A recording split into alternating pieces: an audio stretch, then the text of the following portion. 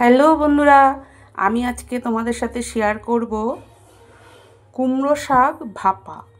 কুমড়ো শাক ভাপাটা চলো কিভাবে করছি দেখাই। চলো তাহলে ভিডিওটা শুরু করা যাক। এ দেখো, কুমড়ো শাক করব বলে, ভাপা করব বলে কুমড়ো শাকটা সবার প্রথমে কুকারে আমি সিটি মেরে সেদ্ধ করে নিয়েছি।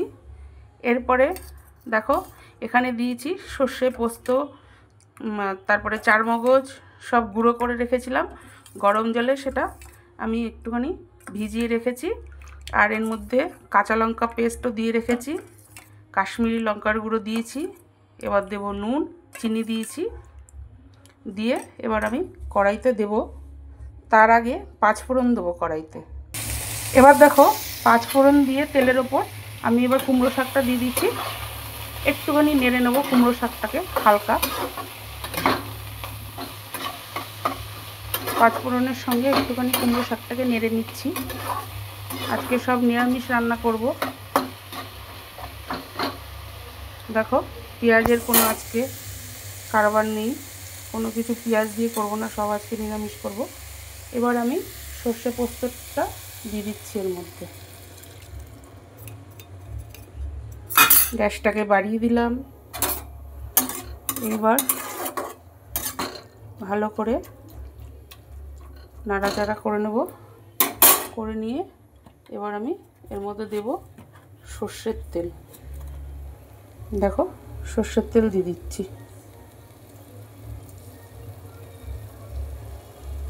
আমি কাঁচা লঙ্কা পেস্ট দিয়েছি, আবার শুকনো লঙ্কার গুঁড়োও দিয়েছি, কাশ্মীরি লঙ্কা দিয়েছি কালারের জন্যে, হলুদ দিয়েছি, নুন দিয়েছি, মিষ্টি দিয়েছি, সব একসঙ্গে দিয়ে এর মধ্যে কুমড়ো শাকটার মধ্যে দিয়ে দিয়েছি। এইবার আরেকটুখানি আমি এর মধ্যে জল দিয়ে দেবো।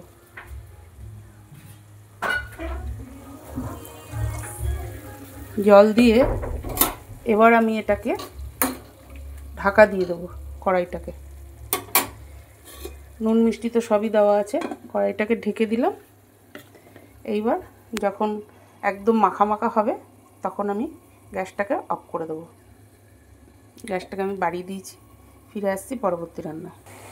দেখো বন্ধুরা, আমার হয়ে গেছে কুমড়ো শাক ভাপা। এই দেখো, তোমরা কেমনভাবে করো কুমড়ো শাক ভাপা আমাকে একটু কমেন্ট করে জানাবে। আমি তো এইভাবে করি, সেটা তো তোমাদের সাথে শেয়ার করলাম। দেখো কমপ্লিট হয়ে গেছে কুমড়ো শাক ভাপা।